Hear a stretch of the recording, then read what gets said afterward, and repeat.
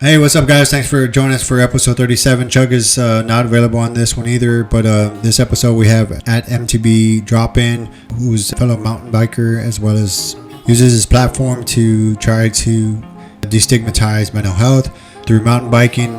And looking to start up a nonprofit and just linked up with SpokeX back in California to be one of their photographers for them.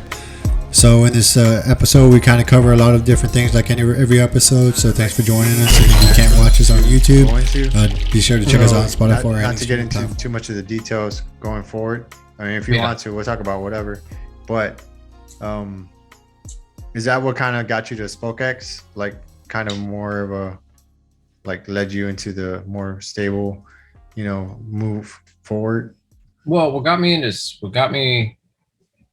so I'm working with SpokeX now, and what led me to that was I ended up coming out here because of a family tragedy, essentially, and I had sorry to hear that. So yeah, I had to like take care of stuff, you know what I mean? So yeah, I got you. I'm out here now in California, and I'm having to take care of this personal stuff, and I don't have a job or anything like that. And I heard about this bike shop that some people have been kind of telling me in my ear. So I'm like, let me go in there, let me go check it out.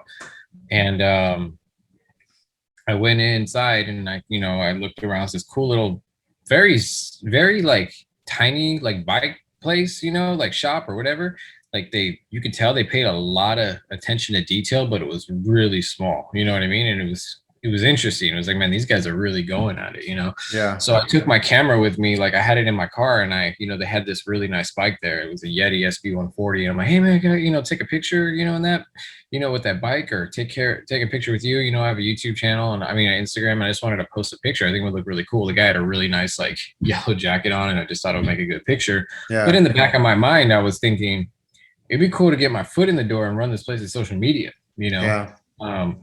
So, because that's really, what that's what I do on the side is like, that's like kind of like I'm a photographer and videographer, I kind of learned all those skills over time, and I did weddings and stuff like that back in Texas, and, like event photographer and event videography.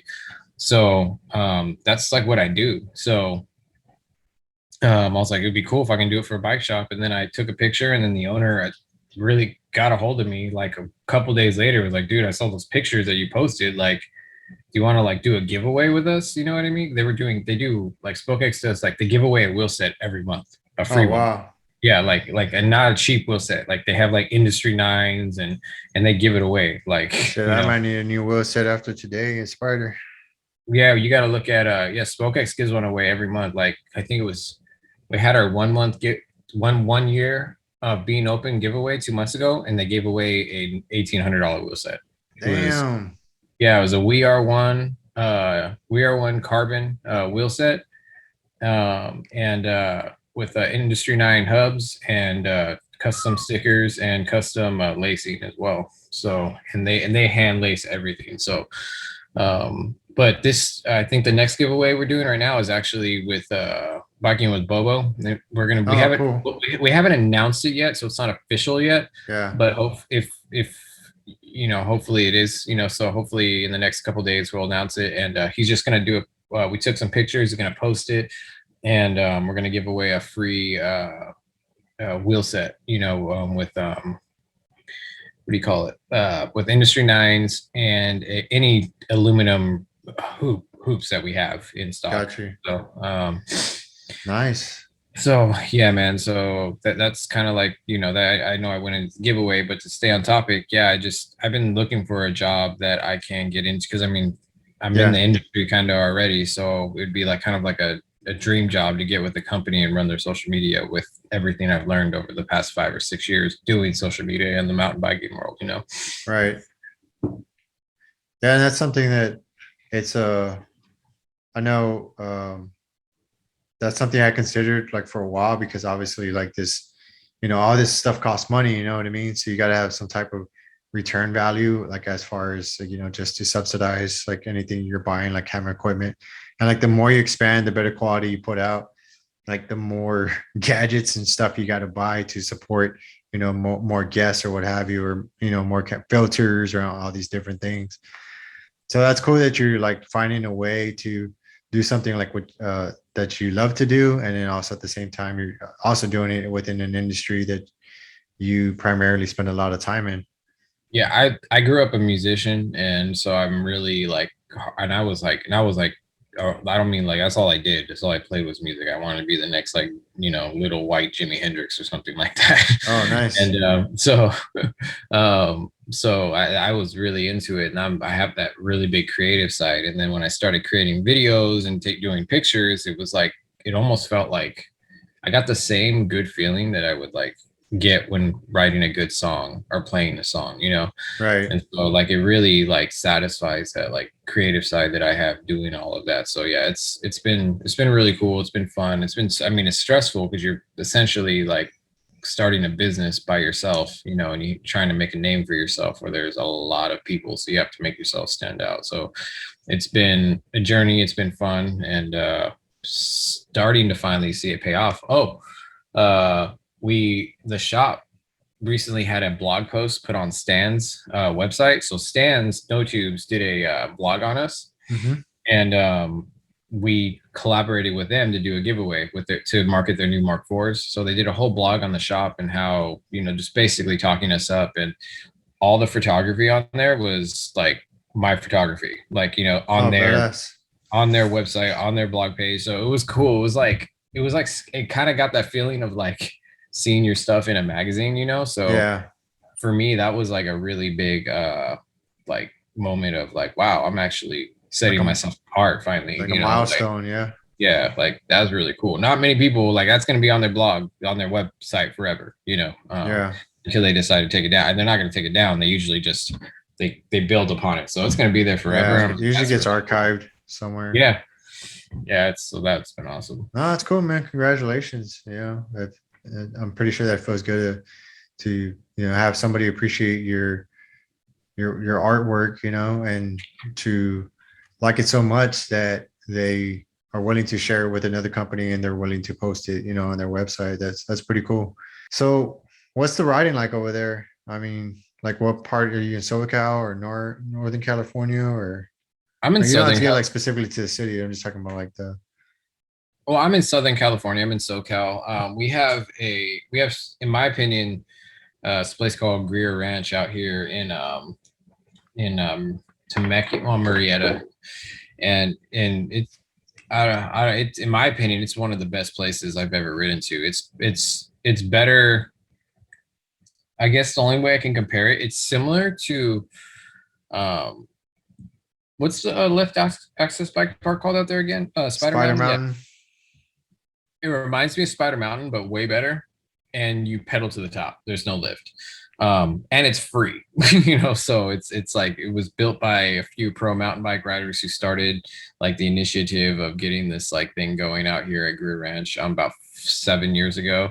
And the trails, to tell you the truth, I haven't really found anything that rivals the trails out here in terms of just the rideability and the technical ability of these trails. And I mean, it's like you could be a new rider and ride it, you can be an amazing rider and ride it, and you can have really just push it to how you want to push it. And you go to the top of a mountain and you go down. There's this one trail out here, it's called Distortion, and you can go all the way down Distortion. They break it up into 3 different parts. Technically, you have Distortion top, and then you have Distortion bottom, and then you can take TMB all the way down to the parking lot. And depending on how like fast of a rider you are, it's like a 10 to 11 minute downhill. Oh, nice.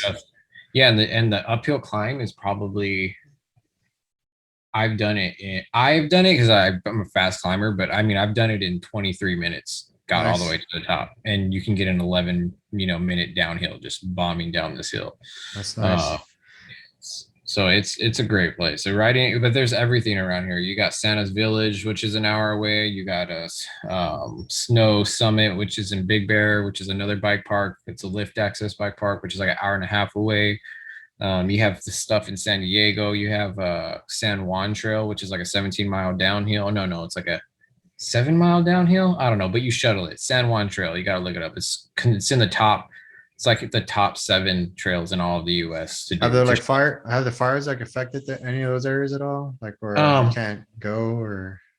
Greer Ranch is technically not a sanctioned riding spot, so there is fires, but we ride right after the fires are put out, because it has Gotcha. a couple of times, but it's not hasn't really affected the main riding spots of the place.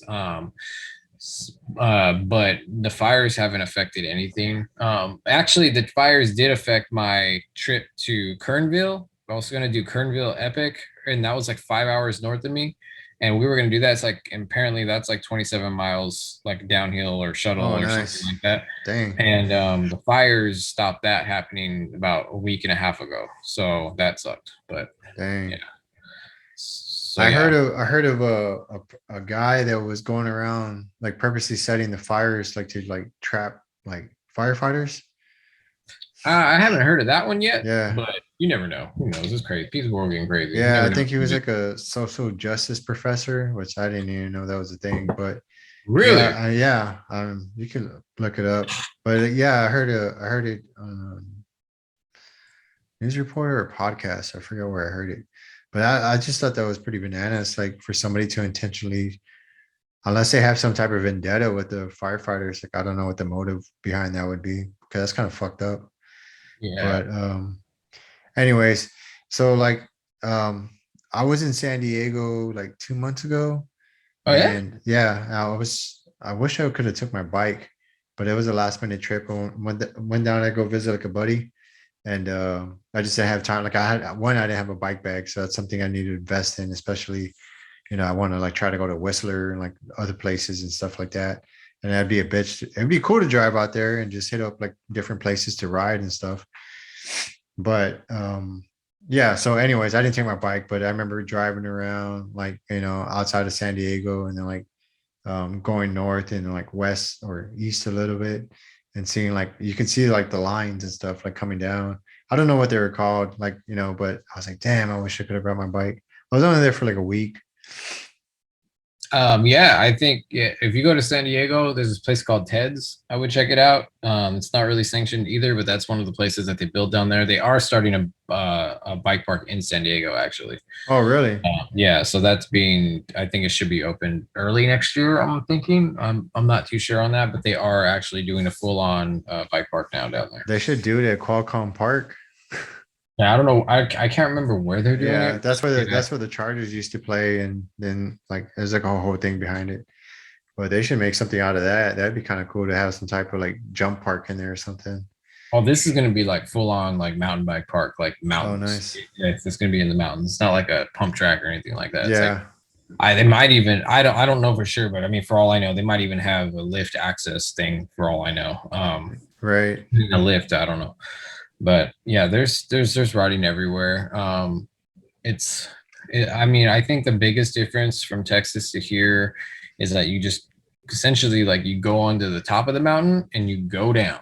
You know what I Right. mean? And you go down for a good while. Whereas like I think when I was in Texas, the thing that I did the most was like I would go to OP what do you call it? OP Schnabel or LP Schnabel. yeah, that little like enduro section that they built like by the pool area, by the pool entrance. Yes, I think so.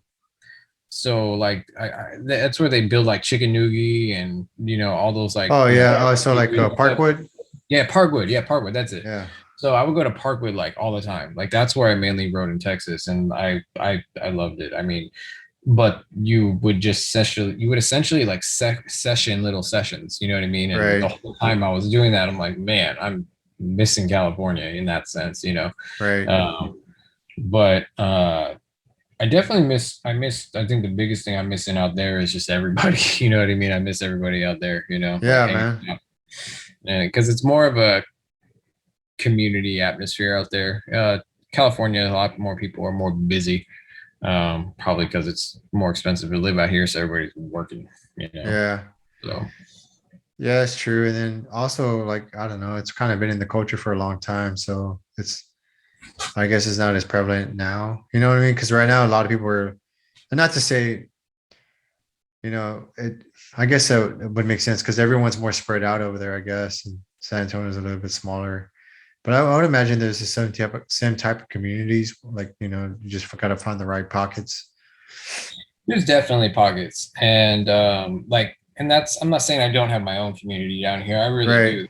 There was just more of it was a slower paced communities are both loving, both good people, awesome people. There's no difference there. But when it came to like um I guess like just everyone's more chill. You know what I mean? They Got they you. take their time. And I don't mean chill as people and personalities. I mean it's like it seems like be, I think because it's more expensive out here.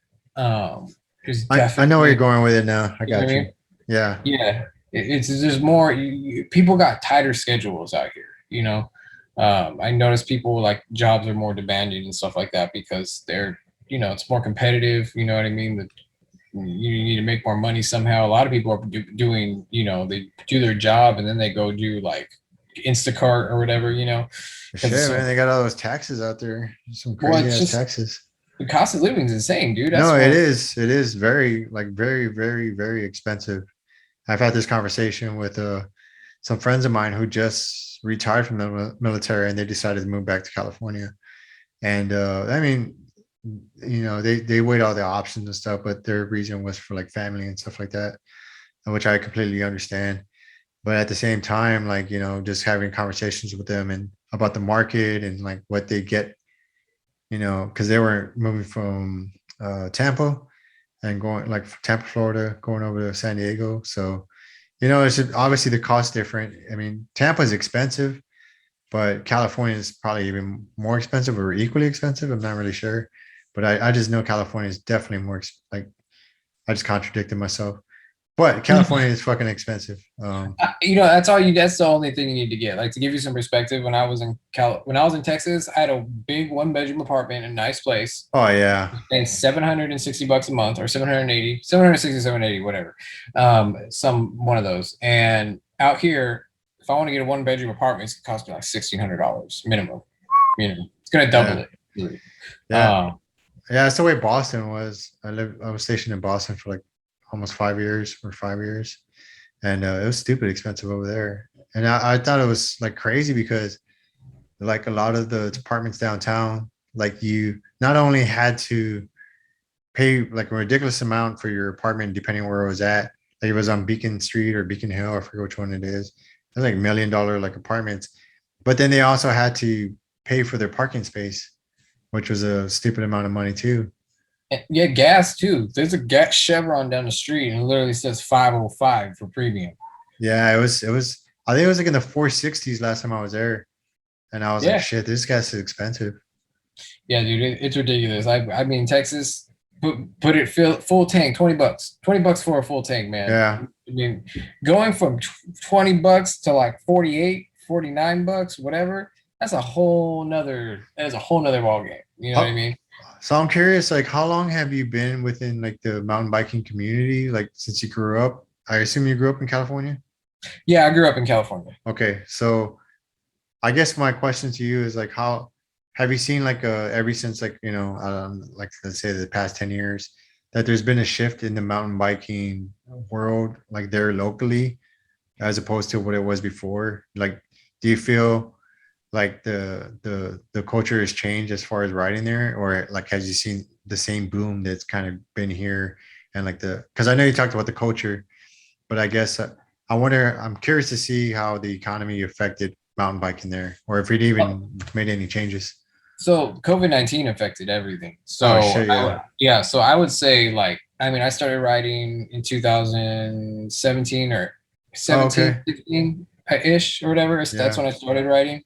Well, that's when I got serious. Got you. My dad had a mountain bike and I rode a Cannondale and everything like that, but it wasn't like serious in the mountain biking world. But COVID-19 changed everything. And it changed it for the better because um, I run into a lot more of a variety of riders that are now getting into the sport. I run into families that are getting into it more often. I run into a lot of people who are younger now too, Hmm. that are getting into the sport. We have race teams out here. I don't think the high school has it anymore, but they just ended it. But for the longest time, the high school out here in Marietta had a cross country mountain bike team, and Nice. yeah, and it was awesome. I knew a kid who was one of my good friends, still is, and he he was part of the race team for a while, and he was going through cancer, and the race team did a lot for him, and in terms of that, and helping him cope and get through and stuff like that. So in terms of the culture, that's I've just seen a lot more people, greater diversity of people, like I guess just to give you some context, like I grew up. My mom married an African American guy, so half my brothers and sisters are like African American. But so my comment on this is, from a perspective of I am a cultured person, but a lot of like more like African Americans I'm seeing on the trail too, Yeah. like guys that I would never like think to like see on the trail, in terms of like that community, or like I'm running into like, yeah, man, like, I watch this stuff on YouTube and it's crazy, man. I just want to get out here. I love it, and it's just Yeah, that's like, cool, man. It's it's cool to badass. see more people, like getting into it, from the African American community, because it's really, it's been lacking. I think mountain biking, because you're talking culture, right? So if you're talking culture, mountain biking was like more of like, this is a bro sport. You're white, you know what I mean? Like, Mm. like it's like a bro. You wear these hats that are like have the bills or whatever, and you just like Yeah. you're a white guy bro who's crazy. You're a crazy white boy is basically like what mountain biking was. And now we definitely have a more diversity of culture of like, even Mexicans, Latinos, and everything Yeah. like that getting into the sport. So it's obviously becoming more diverse because it's becoming, I think, more mainstream now. Because I mean, what's the whole thing about COVID being outside? Okay, so let's do something outside. What can we get into? Oh, we got some mountains, so we got some bikes. Let's go. And everybody Yeah. started getting back into bikes, and they're looking up. Okay, I want to buy my kid a bike, and then they start coming across BKXC. They start coming across, single track sound booter and all these things. And Hmm. if you notice, I think like even since bike hacks blew up another million recently, Yeah. during all of this, Yeah. so like that just shows you like what bikes are doing, right now. It's like and the number, and it's honestly the number one like combatant right now towards like the anti-video game movement, because right now we're learning psychologically that the video games are inducing depression in our kids. um, um, so like video games, like they're finding that Depression in your kids, video games are or causing in kids the to suffer kids, from depression because right? it's a dopamine thing. So the way your brain works is that you're watching these you're doing these video games, and your dopamine is spiking, and what's happening is they're going into school, or they're doing their Zoom meetings for school, and they're just bored. Dopamine deficit. Yeah, they're bored. They can't find joy out of learning. They can't find joy in a classroom because their brains are so used to operating at a different baseline because of the dopamine, and their phones are also making it worse on them too. So parents are turning to cycling and getting outside a lot more to do that. And it's funny because culturally, right? So and I know you disagreed with me on this, I believe, before when we were talking about it, but because I think you said your family's like really into sports and stuff, right? No, that Okay, wasn't then me. okay, never mind. That wasn't you then. I don't think So so. the point that I made was that I'm noticing that people are getting like less interested in football, baseball, and all the normal mainstream sports because so many people are getting tired of the politics wrapped up in them. Like they Mm. can't just unplug, forget about all the crap in the world, and just all come together on a game anymore. It's like now all of a sudden these sports have become this divisive issue. So, and I'm not saying everyone has taken the stance to stop watching them, but a lot of Right. people, like even my grandparent, my great grandmother, she was a cheerleader, and she's known as the football lady. She's Hmm. always watching football. I go over there, she's yelling at the football TV, and she's even said, "I can't take it anymore. I can't watch it. Like I don't watch football. I don't watch nothing." And to me, that's like crazy. I'm like, if it's hitting her like that, I know it's hitting other people like that too. Yeah. And I'm seeing that. So I think that's also contributing to people are more on the search for that, that avenue to unplug, that hobby, the thing to Yeah. do on the weekend, the thing to pay attention to unplug from all the drama and stress of what's going on in politics and everything like that. So And I've noticed, like I said, I think that's going also contributing to the culture now mhm. of the people getting into mountain biking and the mass quantities of people, if you will, that are getting into mountain biking. Yeah, I just thought about like it almost happened like COVID, like or like making people stay inside. I at first it was probably like hell yeah, everyone's excited, gets a little bit of time off work. But then fast forward a year and change, and like in some countries even longer, it's almost like that like back in the day when you used to hear. I mean, at least I used to hear about like where I used to watch movies where if the dad caught the kid smoking, like I'm gonna teach you, so they buy him like a pack of cigarettes and make him smoke the whole pack, as a lesson. But that kind of happened with COVID in a sense. It was just like it forced people inside, and they just got like overstimulated or slash like where a lot of people were just like, I'm tired of this shit, I just want to go outside. And then obviously looking at the studies and stuff about like the less likelihood of being transferred outdoors, and like unless you're talking face to face with somebody. So that obviously took people outdoors too, but it's just kind of funny how like it happened in that way. um but yeah, I know it blew up on like all outdoors, like camping and freaking like Yellowstone Park. I think I read an article the other day. It was like, I don't know, it was like sold out, like from people just kind of like, getting out and like traveling in cars, like even up, like, I don't know. Granted, we just got over summer, but I think COVID had a lot to do with it, like using gas and stuff. Yeah, I mean, so it's honestly changed a lot of things, and unfortunately, a lot more. I feel like we're in this like state of like change right now because there's a lot of things happening worldwide that like how far is this gonna go? Yeah. Like I mean, we got this whole thing with like, am I still on? Okay, yeah. Yeah. We got this whole thing with China and ramping up now and like talking about taking over Taiwan, and if they take over Taiwan, then the US is going to defend them. Like there's just so much Defend China or Taiwan? because Taiwan doesn't want to be part of No, China's no. Yeah. Uh, communistic thing, so they want, apparently, China believes that Taiwan was a part of them, and therefore we're claiming that, and we're going to assert our dominance and take it once and for all, or something like mhm. that. And they've been ramping up a lot of threats and stuff like that because they want to take it over because they have, I guess they have a lot of money there. There'd be a lot of benefits from China being able to take Taiwan, and it would put them in a strategic place to effectively attack us as a country. So that's why we're very big on China leave Taiwan alone, because you get Taiwan and that makes us vulnerable. So this is just another example of just the crap that that just floods our brains through the media, that just makes us want to just get away from it all, because it's just the uncertainty of life and everything and how it's changing and everything. And then now you got your pro-vaxxers and now you got your non-pro-vaxxers, and it's Yeah, like, it's definitely a lot of division. yeah, Definitely a lot of so, division. And China's kind of been going on for a while. We're just not kind of being made aware of it.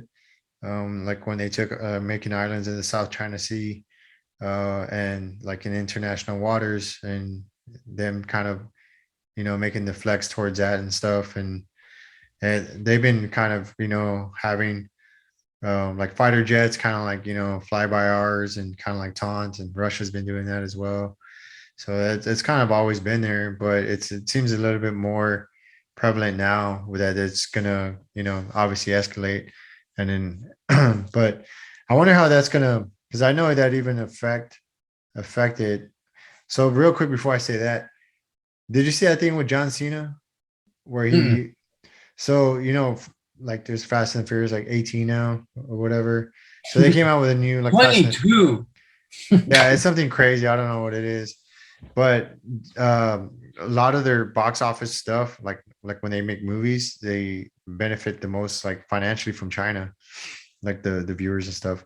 But anyways, John Cena made like a Twitter post or something, and he recognized Taiwan as a country because China doesn't recognize China as a country.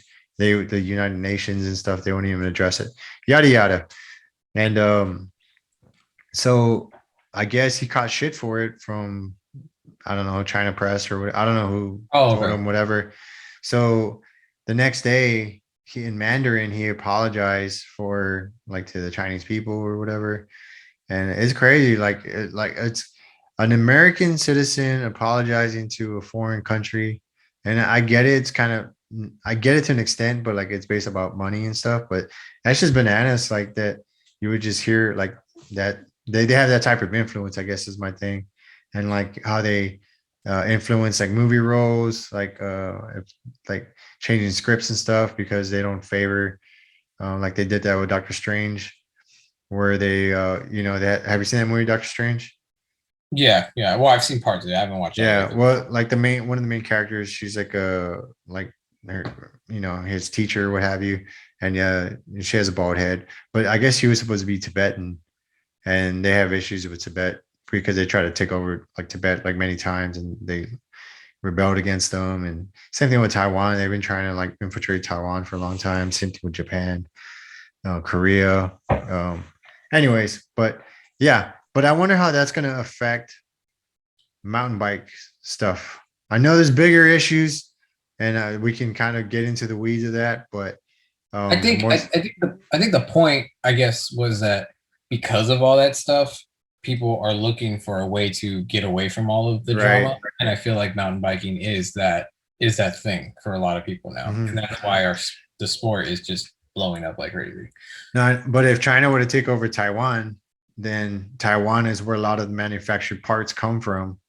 The frames, the freaking everything, pretty much. And That'd I be wonder how that interesting. would affect that.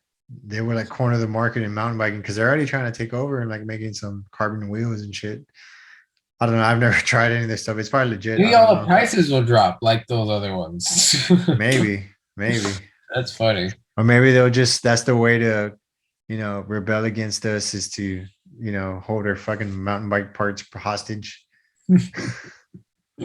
Yeah, who knows? Maybe, who knows, man. I'm just, Yeah. and I think like that's, like I like to stay informed and everything, but every day I gotta write as much as I can, at least 3 to 4 times a week Yeah, minimum. man. I'm the In my same head. way. I rarely like I'll watch some of the main news like headlines just to kind of keep an awareness, but I'd say like in the first 30 seconds you can tell what the narrative is. And then once I get that and I'd like to be fair, I go to other news sources. But the like deeper news and stuff, I'm like finding from independent journalism on like YouTube and stuff. And I think that's where a lot of people are getting like their information from, just because they're like unbiased. Well, I don't say unbiased. That's not true. Everyone has a bias, but like I mean, the less of the bias it is, is, and if they're just kind of arguing both sides, that's kind of what I look for. Is a neutral as opposed to polarizing. It's like us versus them because we're in the same fucking country. Yeah, we got to find a way to allow people to disagree with us so much that it offends us and still go, hey, we're still good though. We're still doing Yeah, good. Because if we don't do that, because that's the thing, like you literally gotta love the people that, like, let's say you're a Republican, you literally gotta love the people that love Biden, that love his policies. Because if you don't love the people, then you just yeah. You're you're on just the gonna other continue side. polarizing. We're at a point we're never gonna be able to convince each other. There's we gotta like somehow grow from all this. And honestly, that's why I guess I don't like getting into all this because I'm like, I don't see how we're gonna stop this downward slope at the moment. So we'll see what happens. So, like to combat that, I know you had talked about, possibly starting up a nonprofit to try to do your part in, addressing like a lot of more issues that, as opposed to all the stress of that. Um, did you want to kind of get into that at all? Like, Yeah, totally. I mean, that's what I'm all about. I mean, that's what I'm trying to do is I'm starting like the nonprofit has I'm a therapist. Well, I am a therapist trainee technically. I need 185 more hours to get my diploma to get my master's degree diploma so I can call myself an actual therapist. Once that happens, that's when the wheels are already turning, but I mean that's then I can actually, make my bring my plan to fruition to start this nonprofit. And essentially what I want to do is start treating um, people who suffer from PTSD and depression and anxiety. Those right? are like my target individuals: depression, anxiety, and PTSD. and I want to do basically outside therapy. Therapy. I don't like the whole office in the chair thing. I never, really believed in that. I think the reason why we've had this stigma and kind of in our society, it's coming off now, but we had this like kind of like negative attitude towards therapy, and we made fun of it. Like we made fun of it on videos, we made fun of it in movies, because you're going into a room with somebody who like acts like they know what they're talking about, super expert, and you're sitting in a chair and you're getting therapy. There's something just so not natural to me. I think therapy comes when you are put in an environment to really contemplate life, contemplate your existence. And I think outdoors is the perfect place to do that. I mean, studies have shown scientifically that the outdoors have a therapeutic calming effect that causes you to process trauma, that causes you to process your anxieties and everything, and all these situations that cause you ailments. You can actually do that better outside. You can do that, and I'm a mountain biker. So I'm like, well, I want to start this nonprofit where we're actually combining certain mental health therapies like CBT, EMDR with mountain biking, and they will actually go together very well. EMDR works off of bilateral movements, rapid eye stimulation, and you get all that in the bike. You know what I mean? And CBT, is essentially, you're processing a lot of the traumas and everything like that, and the things associated with that. And I want to start a nonprofit to essentially do this, to make it happen, to create this big movement, and I don't know how big or small I want it. I just know I want to do it, it's kind of, and that's why I started the YouTube channel in the first place. Like, it's funny, I'm a photographer, videographer, and I have a pretty decent sized YouTube channel now, and I have a pretty decent sized Instagram.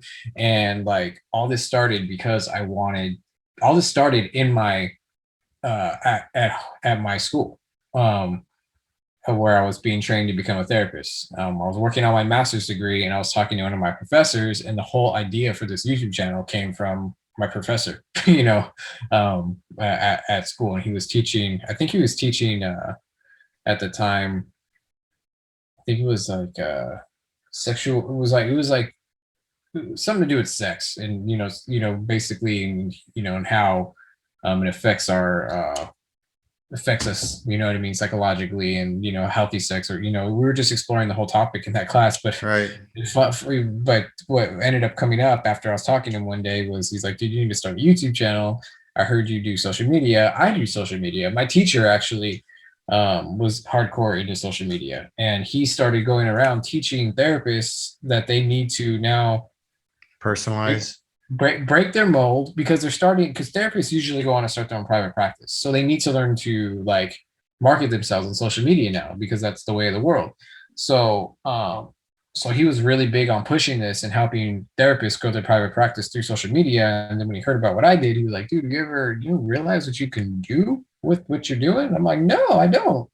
And so he kind of gave me this whole, like, he told me this. He was like, you can make $5,000 in a day. And I'm like, how do I make $5,000 in a day? Tell me.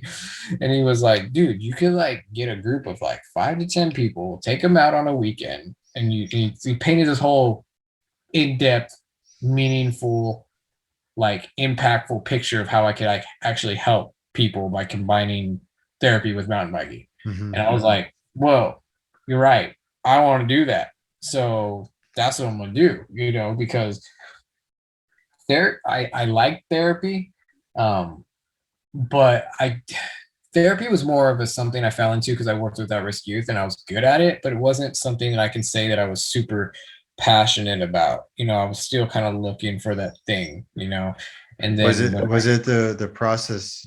I assume it's the process, like you weren't passionate about, like you're passionate about helping the people, but not necessarily passionate about the way that you had to use, like you were confined to a room and like in this like kind of archaic, way to, communicate with another person. Well, there was one aspect of that, because I guess, remember I told you I was a musician. So I have this side of my brain that is really passionate about creating things. Right. That's what I'm passionate about. I'm passionate about creating things, but I'm also passionate about people. But doing therapy in a room one-on-one to me felt very exhausting. And when I work, and even though I loved working with at-risk youth, it is the highest burnout rate in any field of all fields. Like working with at-risk youth I was working at a level 12 facility, and the population I was working with is like literally like the highest burnout rate. And what that means is, and it's the highest turnover rate. Not many people can do it for that long. They say like, I think it's like 90 or something crazy, 80-90% of people or something big, some big number quit after 2 years. Why? I mean, I assume I know why, but why? What are the common pitfalls or the reason why people burn out? One, they don't, it's like, someone I'll describe it on a macro level, and then I'll make it really specific and tell an experience. So a short answer to that, it's like someone telling you, hey, your job is to solve world hunger. And what I want you to do is go and feed one family of rice each day. And you can only feed that one family member. You can't feed all these families that we're serving, and you can't feed the planet.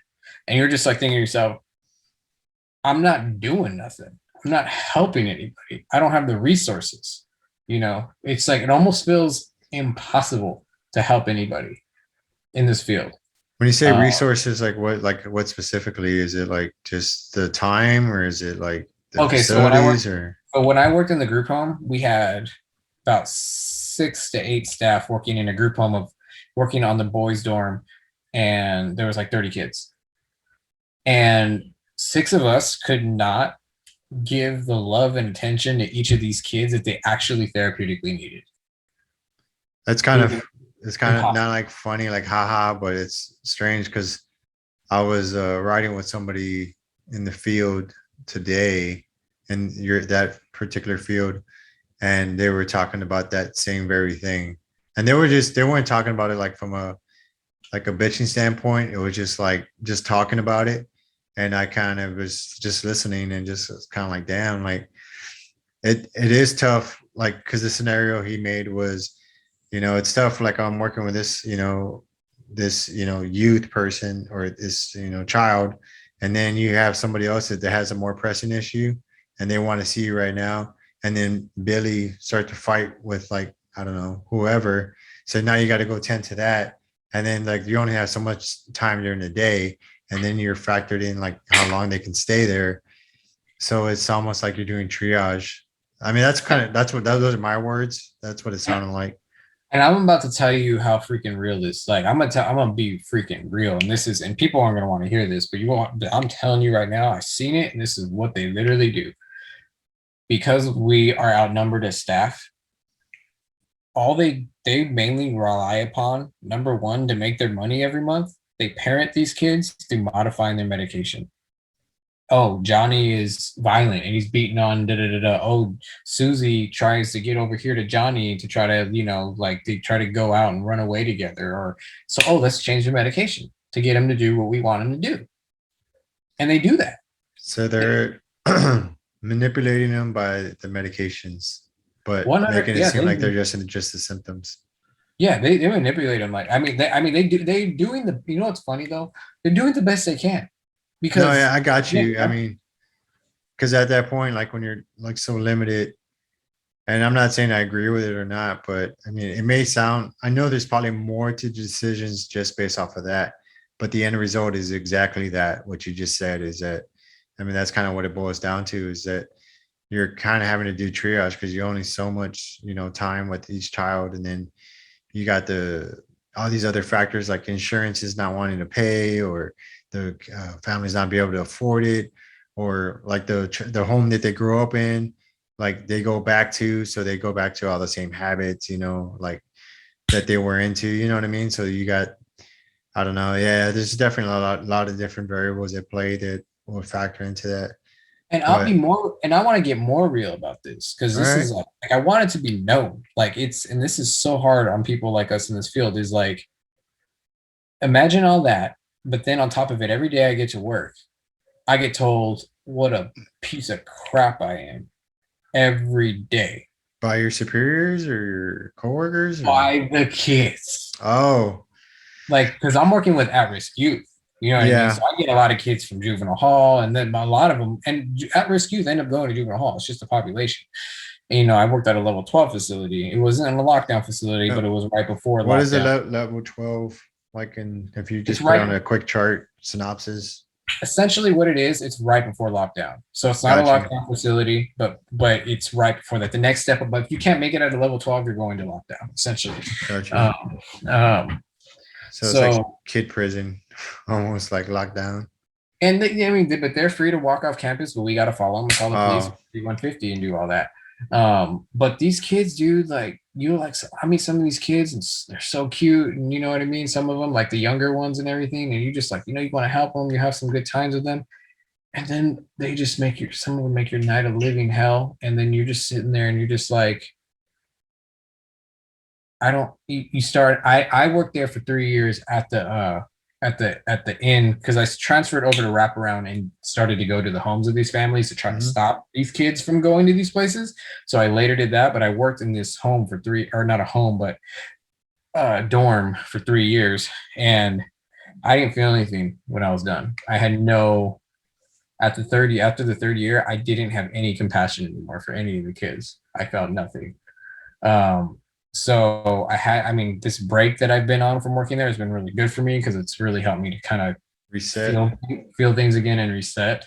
Um, so that's why therapy, when I went in to go, because I was good at what I did there, I was good at working with the kids. They used me with the really difficult kids that nobody can like really deal with. Like I would, like Tony was like the backup. This little Tony guy would be dealing with this guy over here who can destroy me, but they knew I was good at what I did. So I was like, you know, so I was good at it. So I had the pride of knowing that I was good at what I did with these kids.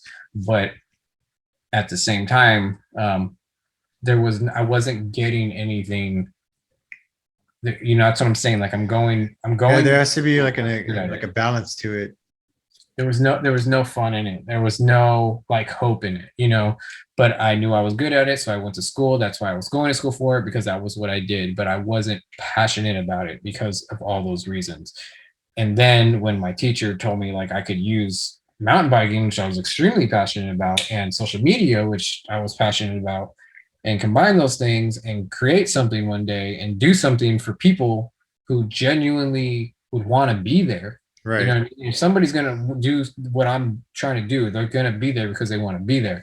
And then it felt like, oh man, that would be amazing because now I'm not, you know, working with kids who don't want to be there. I'm working with somebody who genuinely wants help. And to do real therapy, they have to want to do the work. You know what I mean? Exactly. So And that's the big thing too, especially a child. And like they probably, have a lot of mistrust with, the parents or whoever their caretakers are, or like whoever wronged them or whatever. So automatically they're already like not trusting you. And then you gotta build trust. That's a big one. yeah.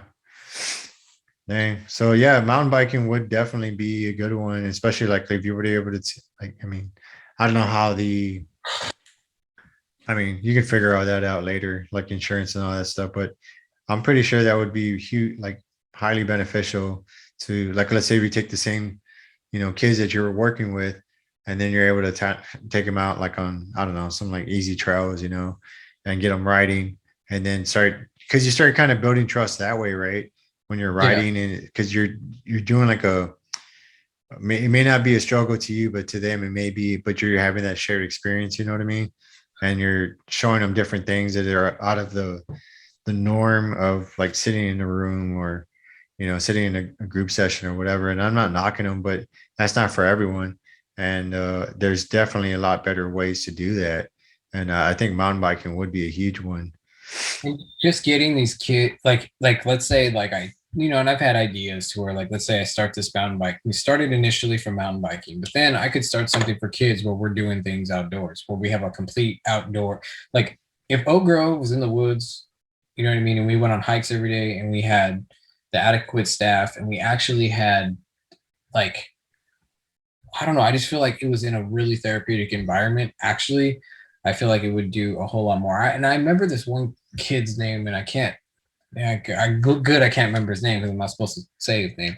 But yeah, there was this Yeah. kid I met when I John worked at. Doe. Yeah, well, I met John Doe at the group home, and he had totally turned things around. Like this kid was like, he was sent to lockdown, and he was like, he was gone. Like he wasn't, he was gonna go to jail. You know what I mean? Yeah. And and then we got him, and he was this good kid, right? And then he started reverting back, and I'm like, what's going on, dude? Like, what happened? Like what's different? And he was telling me like the old placement that he was at, he said he loved it. I'm like, really? What was different about it? And he started talking about how it was more outdoors. It was beautiful. It was very therapeutic.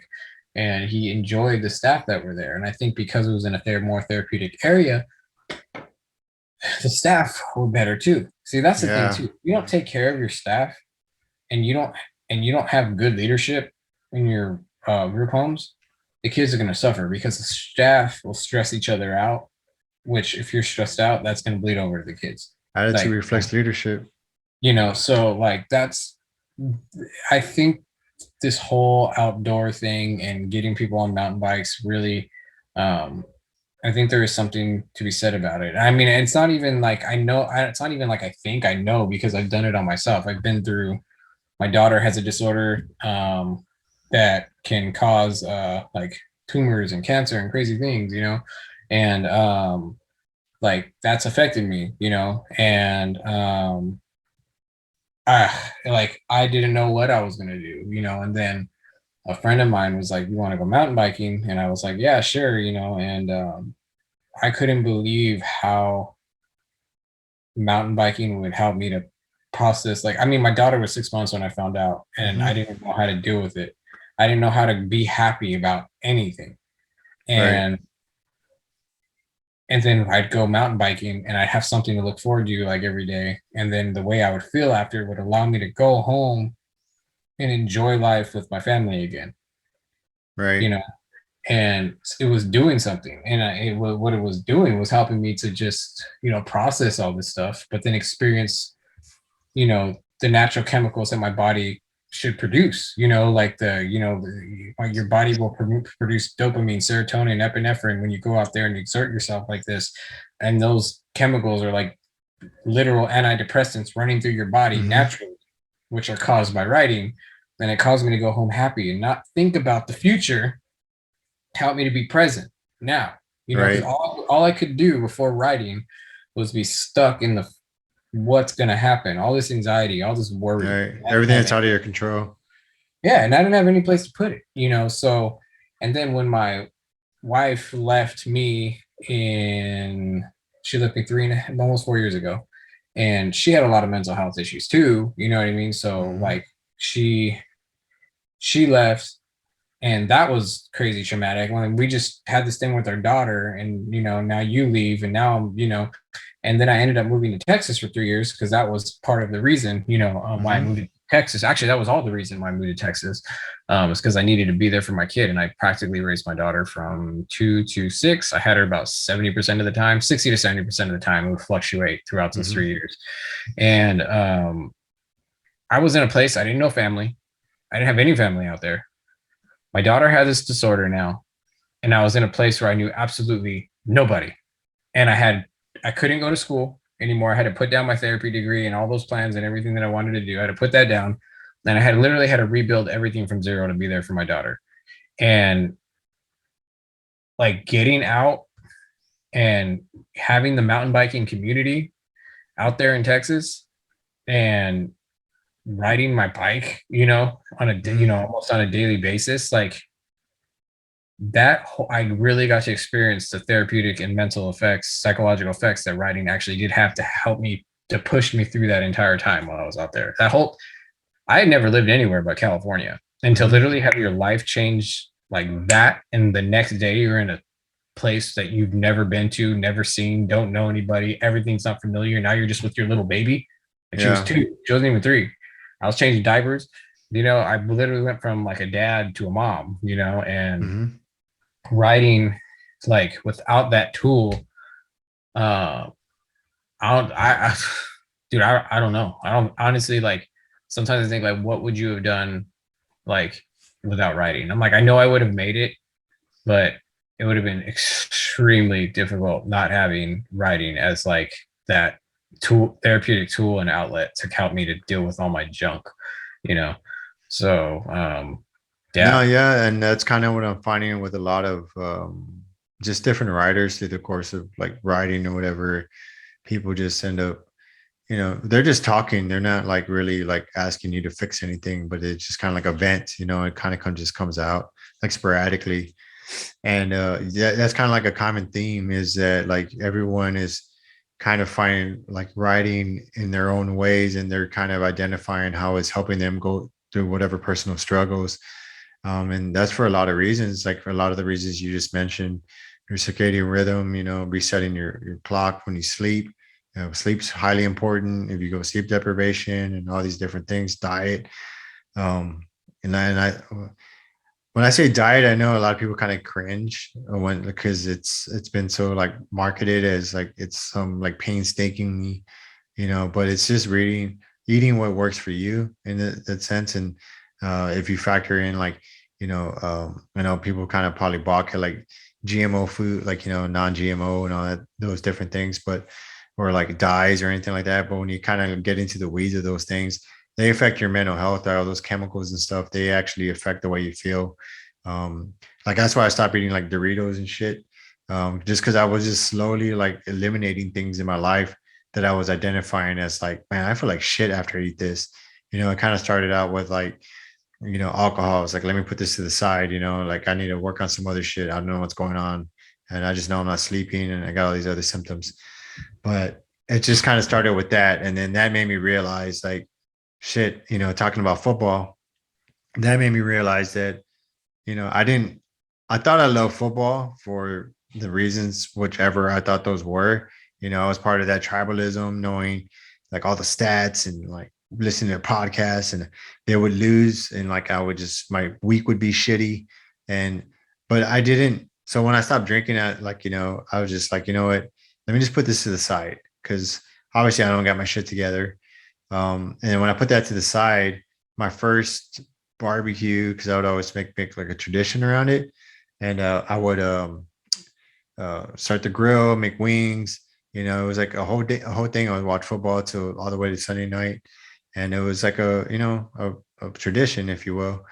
And then when I took that away, like that the beer, it wasn't as entertaining.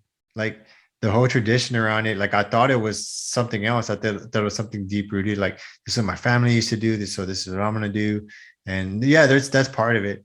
But then when I took the alcohol away, it was just like I realized because when I start to grill, like a picture came in my head of opening the beer because I would always, start the fire, you smell it, all those different, signals. Did you condition yourself without even realizing it?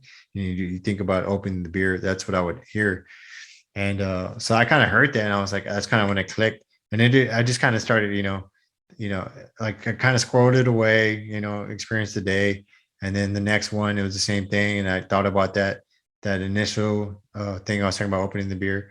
And then after a while, I was like, why am I watching this? Like, why was I spending a whole fucking week invested in something that like it's out of my control? Like, and I'm like letting it like ruin my day. But it's just all these number of things. It's not like one, that's not one thing. Like therapy is not going to be like just your one fix action, or this one pill is you're going to get is not this one fix action. It's a multitude of things and changes in your life that you have to do to um, make the big change, right? And that's like because mountain biking is riding, you're getting the physical effort, you're getting those endorphins kicking, and you're in nature, like smelling like the grass, and those are all resetting. And then you also have, the community you spoke of, all those, that's important too, because we're social beings. And then you have your balance in life, you know what I mean? And it's just so I think where I'm trying to go with it is like it's not just one thing, and like you're addressing a huge one is not only when you start this nonprofit and how you started, just start like with one or two people I would probably recommend to you, and don't think like too big, but you're already exposing, like you're affecting your circle. and you're already kind of exposing somebody else to mountain biking that maybe you never thought about it before as something. And it may not be for everyone. And to those people, they can just keep, they can try kayaking, they can try other things. You know what I mean? Does that make sense? Yeah, no, it makes sense. I think there's three things I wanted to touch on. So first thing was going back, because you're like, some people like don't like to talk about eating and stuff like that. It's like a cringy thing. People are like, I want to eat and I don't want to offend this person or that person. So y'all can hate me if you want. I mean, you're going to hate a doctor when he tells you have to go to chemotherapy, right? So, you don't want to hear it, you're going to have to go to chemotherapy. But one of the biggest things about mental health and depression and stuff like that, like if someone's struggling with depression, the two things, I have to ask now because I know how much of an impact it is. It's like, well, number one, what's your sleep like? And number two, what's your diet like? Because one of the a study was done recently, and it was a big study. It was a good study. It's been, it's like accepted at at the highest peer reviewed. Definitely peer reviewed, very well done. And they found that that the thing that separates, when you look at people and how old they can grow and their longevity of life, one of the factors that showed that people who live really long and don't get cancer and don't die early are the people that actually, the one thing that separated them from everything, it's not drinking alcohol, it's not doing all these other things. The number one thing was sleep.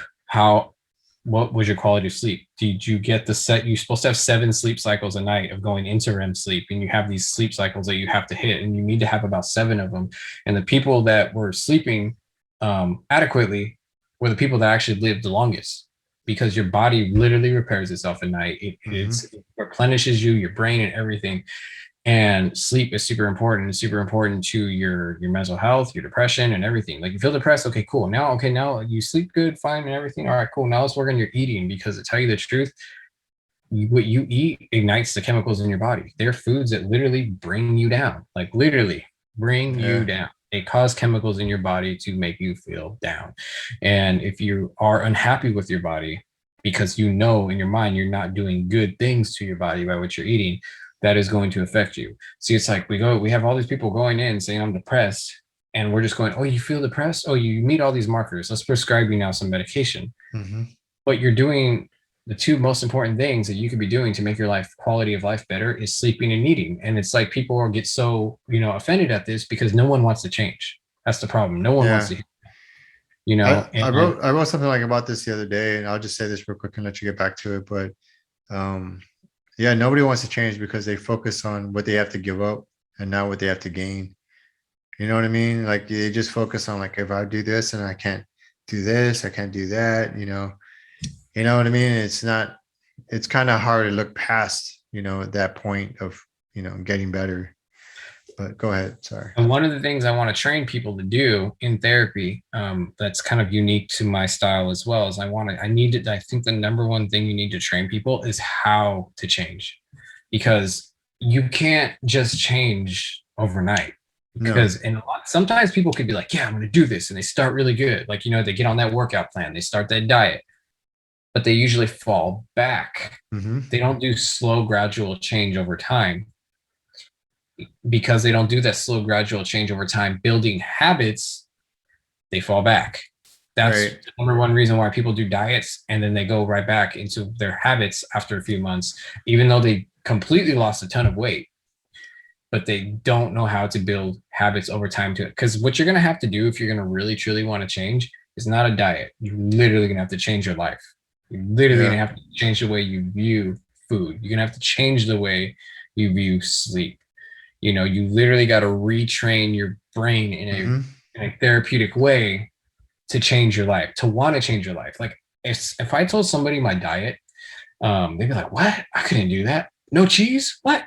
You eat it like that. Or I made a sandwich. I made a turkey pastrami sandwich today, and all I put on it was mayo, and it had multigrain bread, And some people be like, well, what about the cheese? Well, what about this? What about that? I'm like, I'm enjoying this the way it is right now. I'm enjoying this can of tuna the same way you're enjoying Olive Garden.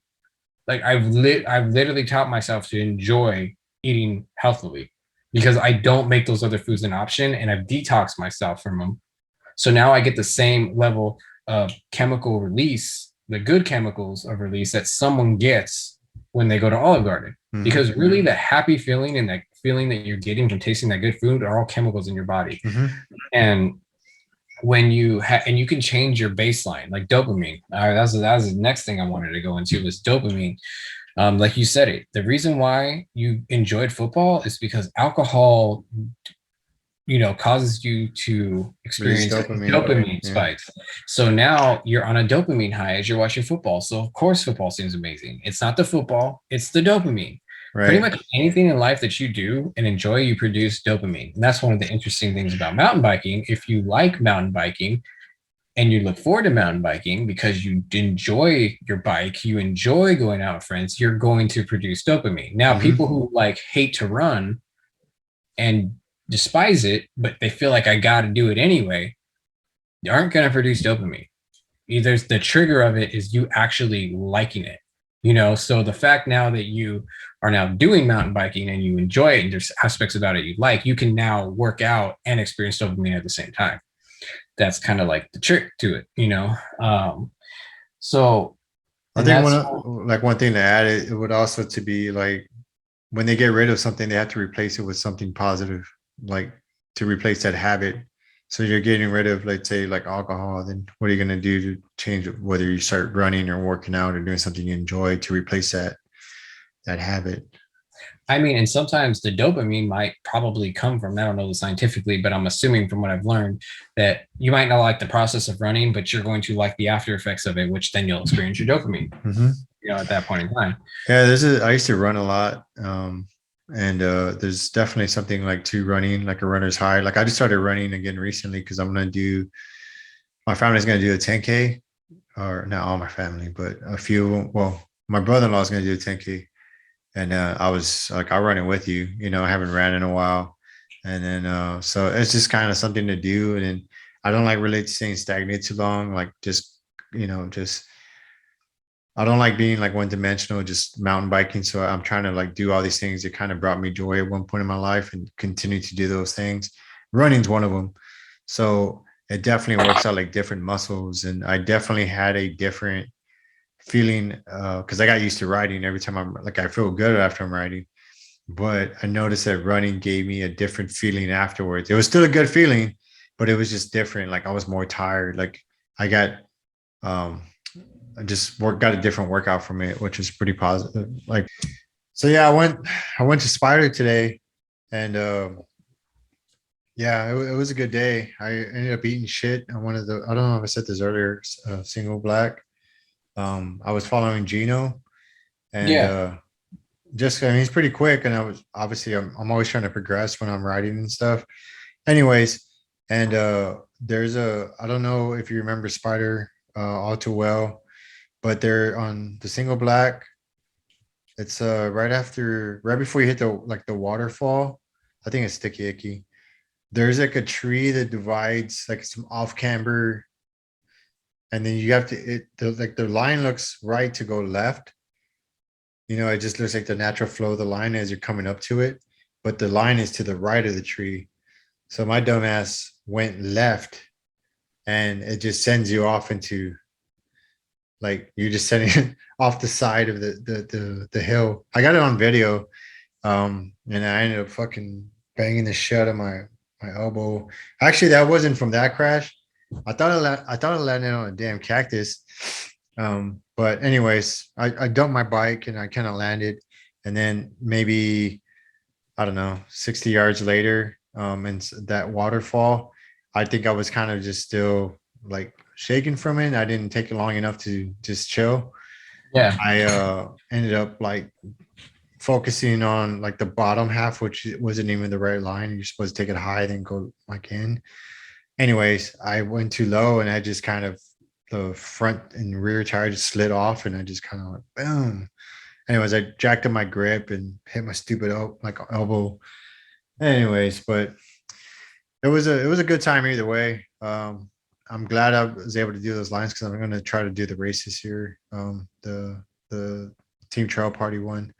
but I just I never done it because I didn't know the lines that well. I need to get. I want to do race so bad. I don't know if I ever will, but I really want to. You know. So I'm hopefully, curious, like what, like, have you ever raced? Is that a question? Like, ever? No, you haven't. I never. know I've seen you at races, but I Yeah. didn't know if you've ever raced. So I if was I could give it, photographing. I was photographing them at that one point when I met you. oh yeah, if I could offer like one piece of advice, I mean, you probably have heard this before, but I can see how, because I almost quit racing, especially I broke my hand last year, yeah, late last year. Um, because I was focused on the wrong things. Like I try to take the mindset that which I learned from other sports, like other team sports, and try to just push through and trying to not necessarily podium all the time, but I kind of had that mindset like where I needed to get better each time. Anyways, it made it not fun, made me make mistakes. And then somebody told me a piece of advice that it took me a while to, like, after a few races, it took a while to set in, but it was just like keep it between the tape. You're just racing yourself, you know? And once I kind of learned that, I'm like more chill at the races. I don't like try to rush or anything like that. And yeah, man. So it's just have a good time with it, really. And don't, like, if you podium, then that's a plus. But don't, don't do that just for that reason. Just I'm a makes it big a fan. job. I'm a big fan of just trying to better yourself. You know what I mean? Yeah, Competing against yourself. Like that's how it is at YouTube. Like you can be like, oh, well, this person got this many views on this type of video, and his such and such is growing this much. I'm like, damn yeah. it, no, stop focusing on everybody else. Just focus on you and making a better video each time. That's You know? exactly what I do. Yeah. I don't pay attention to analytics or nothing. I don't even try to like go off of. I was talking to somebody about this today. I don't even try to go off the, like, the catchwords and stuff like that. Maybe part of it's me being lazy, but at the same time, like, I want to see if I could like grow this, like, just like naturally, organically, I should say, like through meeting people, talking to people, them getting to know me, and just kind of grow it that way, and just see how it goes, as opposed to always trying to. And I'm not saying that your videos are like this, but just trying to find, like, what I've noticed that there is kind of like a trend in videos of like how, and this is on Instagram too, just like with music, like people can look to see what's trending, and then they make a video based off of whatever's trending, and then use that same music. And I'm not saying everyone does that, but I don't know. It's not really worth that much work. I just try to make stuff and just try to get better each time and make it my own way each time. I mean, does that make sense? Yeah, you're just doing you, and you're not trying to you're trying to show up basically, you know. And that's how I started the YouTube channel. I'm like, the video doesn't got to be that great, you know, nothing like that. You just got to show up. Now for me, I gotta admit, like, I'm like, this video's gotta be dope, you know. Like I feel like Right. I have standards now, you know. And it's like the standards don't necessarily come from like because I got a big audience. I think no, my standard is because I know what I'm capable, like, because I'm capable of making like pretty dang good videos. Like now, like I understand how to edit, I understand certain things like that. I've done weddings, done wedding videos. I know the level of like type of video that I could create if I put the time and effort into it. So it's like it's hard for me not to make it good because I know what I can make it look like. You know what I mean? So as my skill increased, which meant as my skills increase, my time I have to put into each video increase. Right. You know what I mean? Because it's more work. So that's what I'm struggling with right now. Like I bought the GoPro Hero 10 and I was planning to have that thing out that first week that it released, and I'm not even close to like I don't know. Like I still am not even done filming it completely, and I'm like, it's a simple video. I just think I've been so stretched that I I want to go because SpokeX has a studio, and I'm like, you know what? I'm gonna go film the talking part in the studio, and I'm gonna have a cool background. I'm gonna have dope lighting, you know, or like professional lighting. These are professional lights that we have. And before I would have been like, oh, okay, I'm just gonna set up the camera in my room and then release the video would have been out by now. Now that might be dumb because more than likely the video would have performed better this past week if I would have released it rather than having a dope looking studio or whatever when I release it in the next week or two. You know what I mean? Right. So, so I'm always battling with that. But right now too, I'm battling with making money. Like I'm working also with I'm starting to work with Provello bikes. They market mountain bikes to kids from 4 to 8 years old.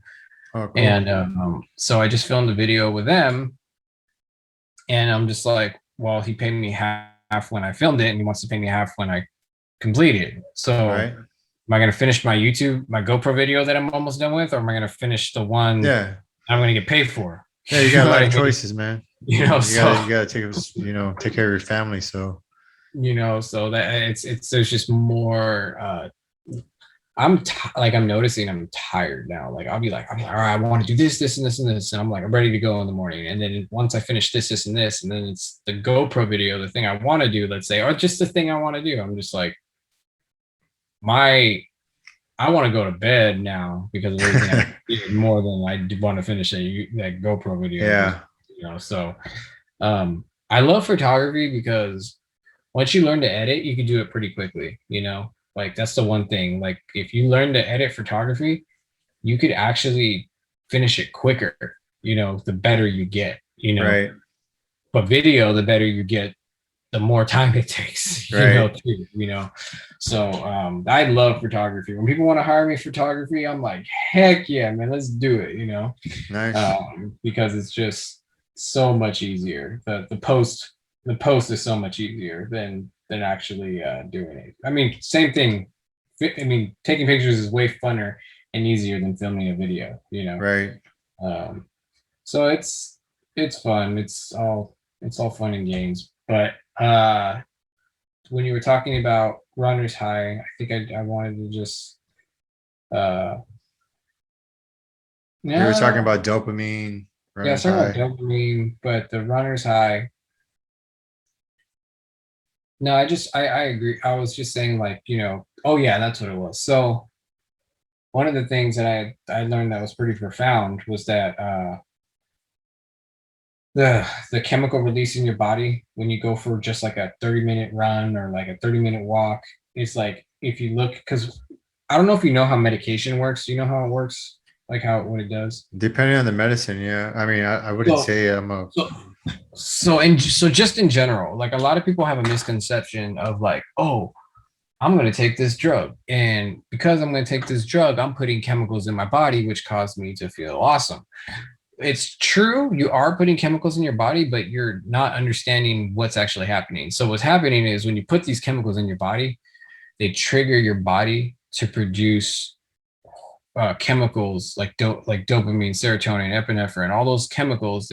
These chemicals that you're putting in your body are causing your body to produce an influx of these chemicals that your body's already produced. right. So it's kind of like you're putting these chemicals in your body to basically squeeze the I don't know, like the Squeeze the lemon, your brain. not the, well, you can put it. Or this.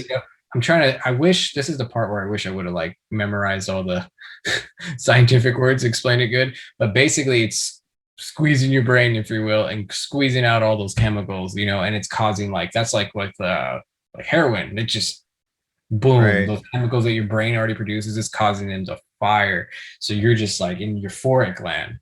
And my point is what they have found with getting outside and running and doing any type of activity for like 20 to 30 minutes basically produces the same amount of chemicals that a high dose of a very highly powerful antidepressant would produce. So you're getting equivalent to a very powerful antidepressant, the same type of chemical you release that you would get from a high powered antidepressant you get from going out and running for 20 to 30 minutes. It's like the same. And not a lot of people understand that, and that's what Yeah. you're naturally treating yourself to deal with your depression. That's why that's why it's like we got it all wrong. We're like doing therapy with people. The biggest part of therapy, I think, is for me is training people to engage their bodies in such a way that they were meant to be engaged so that they can now get the chemical release that they naturally need to get. A lot of people who are just starved, like kids who are really depressed because they're basically parented by the system. They lack, people are like, well, he suffers from depression. Well, why does he suffer from depression? A lot of people just might default to, oh, he has a chemical imbalance. Well, why does he have a chemical imbalance? Well, my theory and what I believe is that he doesn't get touched like he's supposed to get touched. Like when a kid gets just the mom stroking their hair, it's the mom coming behind them, giving them a hug, telling them I love you. That's all producing chemicals. And so, yes, they do have a chemical imbalance, but they have a chemical imbalance because they're not getting the intended stimuli that they're meant to get from a mom and a dad. And same thing with people a lot of times who just suffer from depression, but have everything going for them. They might be eating wrong. So they're not getting the intended chemical release that they're meant to get because they haven't been taking care of themselves holistically, mind, body, and spirit, and everything like that. So that's my take on it. Some people probably do have a genuine chemical imbalance, and that's always got to be assessed, and that's always got to be considered too. If you tried, are you sleeping better? What's your family support system look like? Let's look at all those other factors. And once we've gone through everything and you're pretty disciplined, you got things going for you. Okay. Do you have, now we can explore medication because maybe you might have a chemical imbalance that needs to be balanced, Right. And it's also like trusting that the patient is going to be honest with you and go home and do all these things and because at the end of the day, like we kind of went back to it. I'm not trying to, make this sound like negative, but it all boils down, at the end of the day, it all boils down to the individual. Like everyone has the capability to get better, but they have to believe that they can, and then actually start making those changes, one at a time, over time, and that's a big thing. Is like it's hard for people to want to do that, especially like when you tell them like, hey, go exercise. Like I remember, like I don't know, I wasn't sleeping. It was something like a long time ago. Like I went to the doc and I was like, hey, I'm not sleeping for shit. I need something for sleep. And I remember him telling me, like, well, go exercise. But I used to do PT. You know what I mean? So in my mind, I was like that's fucking bullshit. It can't be that simple. But maybe he wasn't telling me in the right way that I needed to hear, because in my mind I thought I was exercising enough, but I didn't factor in those other things that we just talked about. And not to mention, maybe I wasn't doing something that kind of brought me joy. I didn't really like doing PT. I didn't like the idea of being told to run, which is ironic because I chose to join the military and they fucking tell you what to do. So I'm not that bright, but maybe that was like in hindsight, as I'm talking about it, maybe that was one of the reasons why I couldn't stand it. But not doing like something like mountain biking, something you want to do, that's definitely beneficial and a lot better than medicine, in my opinion. Yeah, I mean, because that's the thing, medicine all has side effects. All of it does, Yeah, fucking tell me about it. Yeah, and it's kind of funny because most of the antidepressants say on there like suicidal ideation. Oh yeah. Yeah, I didn't know that. I didn't know all of them do that. Well, I don't know, but damn near all of them do. Yeah, a lot of them. Yeah, there's a lot of risks with. See, that's the thing, is side effects, and it's like, and then sometimes you gotta take medication to treat the side effects. Now you're on 2 medications or 3 medications, and it's like you become a basically chemical freaking like science project. You know what I mean? In these systems sometimes, Yeah, and then you lose your baseline. You lose, like, your baseline is all fucked up because it used to be at one thing, and then now your body and your brain are being supplemented with these other medicines, whether it's inhibiting or taking out like a certain chemical, or not taking it out, but just numbing it so it's not producing it, and vice versa, increasing it like serotonin you're talking about. And then your body doesn't really know how, and it's so efficient that it just stops producing them after a while. So go ahead. But that being said, I want to tell people, if they're listening, don't be afraid, because studies are showing that you can train new baselines in your brain, so it's not like if you screwed it up, it ain't never coming back. Like studies are showing that, obviously the brain is plastic, and, you can train it to do things, but yeah, it's been shown that in most cases you can bring your baseline back. When you say plastic, what does that mean? Plastic meaning that let's say you have Like neuroplasticity, or like yeah, plastic like neuroplasticity in is the what I'm referring to. material? Okay. So and when I say neuroplasticity, I'm referring to um let's say you have trauma in your brain, right? And your brain's used to functioning a certain way because of the trauma. You Studies have shown you can and deal with that. You can teach your brain to function appropriately and not in the way that's inconducive to like your mental health. So you're talking about after you go out and stop taking medications, or you while you're on Yeah, medications? I'm talking like let's say you've taken medications and your baseline's all screwed up, you could retrain your baseline. Like that's what they're finding out with kids right now who like dopamine, like their dopamine is like freaking skyrocketing, so they can't enjoy like going to school and learning their lessons. They're just bored, they're done, so they detox these kids for like 30 days.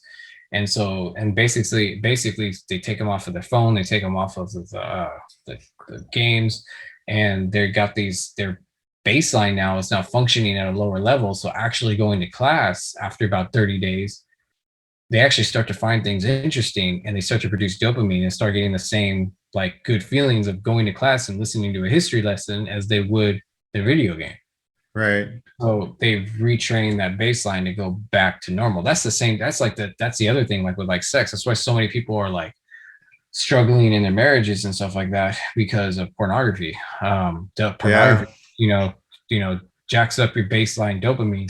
So you're trying to get that spike every time, and with it, like you need to watch weirder and weirder and harder like things to get that same level of like intrigue or whatever to produce that adrenaline, which causes dopamine and everything like that. So when you're with your spouse and stuff like that, you're like a limp noodle, and Yeah. that's detoxing from that is can do wonders, training your mind, and then like people like trip out, like they're like, oh my gosh, you enjoy your spouse like that you never were attracted to if you Mhm. like properly train yourself like the same as you would that you would the craziest pornography video you've ever seen or whatever. But that, I mean, that is a hard one. It takes a lot of commitment depending on how deep the person got. I mean, there's images Right. in my brain even from when I was a kid that I still remember, you know what I mean? Because it is that freaking traumatic for your brain. It wasn't intended to have all that Right. situation.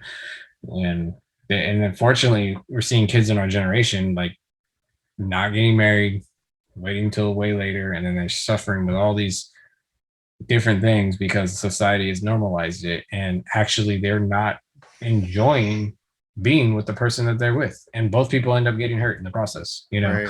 So I know we live in a society now that's like, oh, because pretty much everyone, it's there, it's available, like literally you don't even have to Yeah, watch he pretty much porn gave, anymore. like, kids pretty much have like access to unlimited information. You can put as many lockdowns as you can, but that's not to say that the other kids don't have any lockdowns on their phones and they share their phones. But yeah, speaking of, like, there's a documentary on YouTube. It's called Childhood 2.0. And I don't know if you've seen that, but it's pretty, because I try to understand like the reasons why, having rules around phones or what have you. And so through that search, I came across a documentary, and it's like the perspective from the kids, like what they went through as far as like being cyberbullied, or like these various different things that you don't even really factor as parents or as adults. And how it affected them. And then, like, even at the end of the day, they didn't want to give up their phone. They didn't want to tell their parents what was going on because they didn't want to lose their phone. And like one of the kids was damn near suicide. It was like 7 or 8 years old. And it's because, I mean, there's another addiction, it's the phone, whether people want to believe it or not. It's you're getting conditioned. Another documentary is the social dilemma. They talk about, the creators from Facebook and, Instagram and all these different tech giants, and how they like pretty much hijack they use psychologists and to understand like the mind, and then they built their apps around that.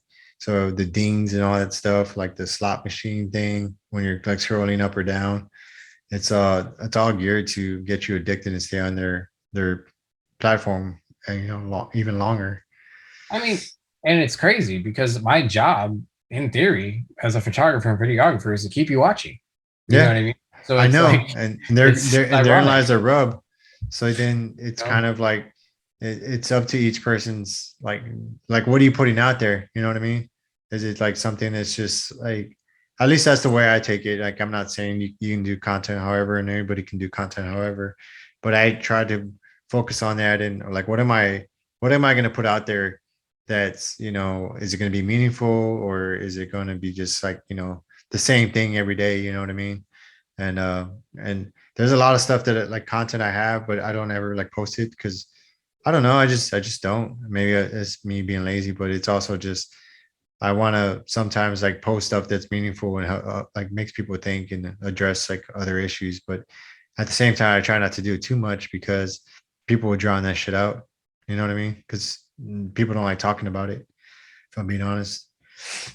Yeah, man, it's a crazy world. So I mean, I guess just trying to, and oh yeah, and the nonprofit thing that you were talking about, we were talking about, like I do want it.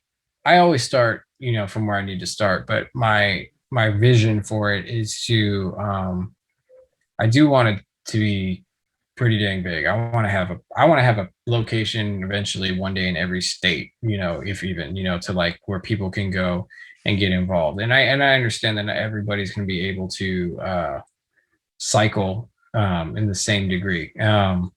So, definitely learning the trail spots and learning like, even if it's like having a bike, gravel bike, where people go out on the gravel bike, for older people too, Right. but like I want to develop something that even connects to kids. So however that's going to look, but definitely mountain biking is the inspiration. Like I would like to have like a coffee shop one day associated, with the location of wherever I'm going to start it at. A place for people to congregate, hang out.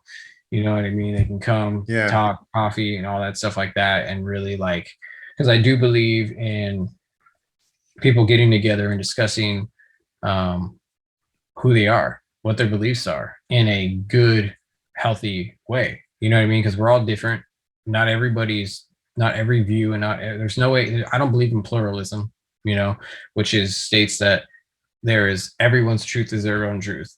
I mean, we can say that's a nice thing to say to like a bunch of people. So that's like saying like, you don't want to get into any like disagreements. But the fact of the matter is, we all have views that contradict one another. You know what I mean? So it can't all be true at the same time. You know what I mean? It's just scientifically impossible for all of us to. We could all believe how we want to believe, but not how we believe is necessarily the right way. And I think because as a society we don't know how to effectively communicate with one Excuse me. another, Mm-hmm. we've handicapped ourselves with good knowledge. If we would learn to communicate on a healthy, loving level, we could actually figure things out together. Yeah. What really is and what really isn't. What is actually effective? What is actually not effective? So we've pretty much categorized each other into these two different camps. And like, and it's like, if we don't ascribe to one camp, it's like, how do we communicate with the other group? It's like we can only communicate within our inner circle. So basically, I just want to promote loving people and, what I mean, living a healthy, well balanced, balance is key life, and a place where everyone, no matter what they believe, can feel free to discuss their beliefs. You know what I mean? And even, but that would mean though, if someone believes in pluralism, that we all have the effective skills of communication to talk about it. You know what I mean? To, so no, that way nobody, no matter what you believe, unless it's like something crazy like molesting children is okay, or you want to marry little kids or something like that. Yeah. You You know what I inviting mean? Jerry Epstein over there? Yeah. So I do have some standards, like, so No, yeah. but it's but I mean, dude, even today, there's even that movement. You hear about that movement where they're like, I forgot what it's called, but like, something about men in love with kids, and there's this movement to legalize it and stuff like that. And Damn. like it's like a real thing. I thought they were joking when I heard it. I'm like, there's actually a movement for these, like, to like a civil rights issue. They're trying to make it a civil rights issue so that there's no age where you can't marry. You can have sexual interactions with a little kid. It's natural. It's, it's what I feel. It's what I love. It's how I was built.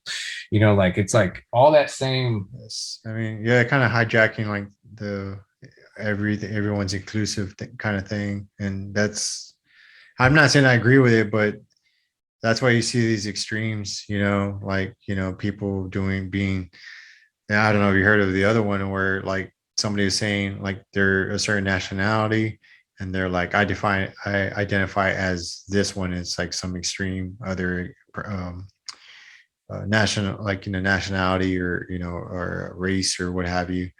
And it's just kind of like, really, like at some point, it's ridiculous. You know what I mean? But at the same time, going back to what you were talking about, providing that community, I think we just need to learn it's okay, like agree to disagree, and at the same time be in a place where you can like challenge your own views, like take somebody. I'm not saying agree with the person, but to a certain extent, depending on the subject, like we just talked about, it's at least try to understand where that person's coming from. And yeah, because this polarization is not good for this country, not good for people, it's not good for anything going forward. And Yeah, it's but not. We need to make it a goal every week. Hang out, talk to some, make a conversation with somebody that completely disagrees with what you believe, and learn to talk to people. You know what I mean? I try to do that partially with like social media, where I follow people that have like opposing like views or just different perspectives, and just try to understand where they're coming from. Really, I mean, I don't go out of my way, and it depends on the person that you can get a feel like that they're willing to talk about these ideas and then actually challenge their own belief systems, or they're just going to be like, you know what, fuck you, I know, this is true, and there's nothing you can tell me, and it's just like, all right, I don't know where to go past that if you're not willing to, if I ask you a question, like, well, what do you mean by that? And I get pissed off, like, what do you mean what I mean by that? I'm like, oh, I'm curious. I want to know your view. Like, teach me, like what what you believe in. And it's not to like I said, like sign up or whatever. It's just, I'm just curious is all. And I, I think that's one thing that the military has taught us, was we got thrown in from all these different backgrounds into basic training, and we were forced, and everyone had all kinds of different views, to include like, being racist and all. Like, I'm pretty sure everyone had these, preconceived notions or like understandings, whether true or not, and we just had to work together, and we didn't, like, we just learned to just press on and like figure shit out. We didn't, and I don't know.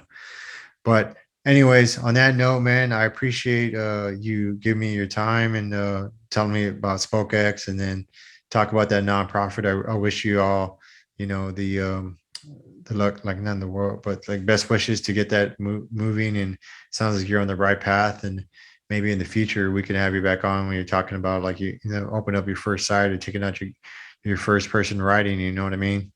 Yeah, and if anyone I'm going to be doing a GoFundMe, but if anyone wants, because I need to hire somebody to start I need to hire a lawyer to start the nonprofit paperwork to do it appropriately. Gotcha. So if anyone wants to get behind that, you can go on Patreon, donate, do something like that. I'll eventually get a GoFundMe and everything like that. But right now I'm just operating through Patreon because me and my buddy, who is a licensed counselor, we're going to be going in this together and basically tag teaming off of each other. And my friend is actually I have a really good friend who's an accountant, and she runs like the financial aspects of things. She's like, I'm totally on board, let's do this. So I kind of got my little 3 pieces that I needed that to come together on this to make it actually happen. So like I said, my buddy's already fully licensed, so I can do it all under him and practice under him, waiting to get my 3,000 hours or whatever. So actually, my plan was I wasn't going to actually start this for another 3 to 5 years, but because of him, it made it possible. We're going to get this thing rolling pretty soon. So where can people? I mean, I know, but for those listening, that's not watching this, where can how can people find you? So if you go to patreon.com, you can just go search for MTB Drop-In, and you can just go to that page, and you can kind of, see if what you want to support or whatever. But like I said, we're not fully launching yet, but I am starting to spread the word that, I'm like, okay. So just putting the bug out there. Yeah, it's going to happen soon. So, other than that, yeah, man, it's a good time talking to you. I mean, Yeah, it's late, appreciate it. so if I said anything crazy or stupid or went on tangents, which I know I did, it's because I'm late and my eyes, my contacts have been bugging me this Oh entire yeah, it's late, time. man. So I'm like this the entire time. Like, what's wrong with his eyes? Is he high or what was wrong with him? But yeah, it's like I get these like they fog up my contacts like fog up every 5 seconds for some reason. Get you some wipers or something for those things. Yeah. So Dude, and then your handle on Instagram is MTB at MTB Drop-In, and you can also check them out on YouTube. Yeah, follow me on Instagram. Follow me on YouTube. My Instagram is very active these days. If you want to message me about anything, Instagram is the best place to do that at. Cool, man. Well, thanks again for your time. I appreciate it. And Stay tuned for a buddy of mine, Will Speltwell, who's still serving and continues to put out music. This is off an older album called Midlife Crisis. Paper with the Pen Stains, featuring Chris Prytham. This is probably one of my favorite ones. So if you want to support some veterans putting out music, some active duty, definitely check out Push.audio. But what does my time cost? Body walk around, but my mind lost into a dark recess like playtime at night school. I'm bad, but life's cool. I mean, how can I complain? Though I feel pain, many others can't, but would like to. Fake it till you make it. Sitting in a circle, heard an alcoholic say it. Ain't really agreed till I finally related. Found myself in the same place, 10 months wasted. But nothing's all bad. Picture the yin yang, seeing that, so balance is where I then aim. And to hold it all in, I go insane. Thank God for this paper with the pen stains. Yes.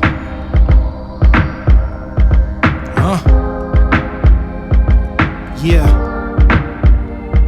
So, always heard that growth hurts, so the blood, sweat, and tears we shed, growth spurts. Thinking long-term shortcuts don't work. Iron bars or the cold earth, for real. Hard to ignore elephant room, sealed to the wall so they smelling the fumes. At the same time, you could be washed up or hot stuff, and I cannot give less fucks. Part in my debut, feeling like they made you. Critics on your mind, but they MIA in my shoes. Never crossed my thought to do what they ought, so it's pure art. Why these other cats slack hard? I fell in love with the keys. Beat seeing me overseas, and my longevity forever be over these. Looking for the shortcut, the cop out. Looking for a quick buck to knock out. Looking for something they not about. How they end up not around. Music is power fuel, fuel for the tanker eye. Sound that'll make you think of I. So original, fakers lie. Step aside when you think of real, think of I. Always heard that growth hurts, so the blood, sweat, and tears we shed, growth spurts. Thinking long-term shortcuts don't work. Iron bars or the cold earth, for real. My mom say to find a good church. Thought I had, tried to tell me what to wear. No sir, God ain't looking at horses on polo shirts or suits with the matching accoutrements, but your soul's worth. And mine has spots on it. Leftover resent, grass stains and vomit scatterbrain from the inhale, puke from the opulent. Even when I can hold it down, know it's toxic. So what am I really doing?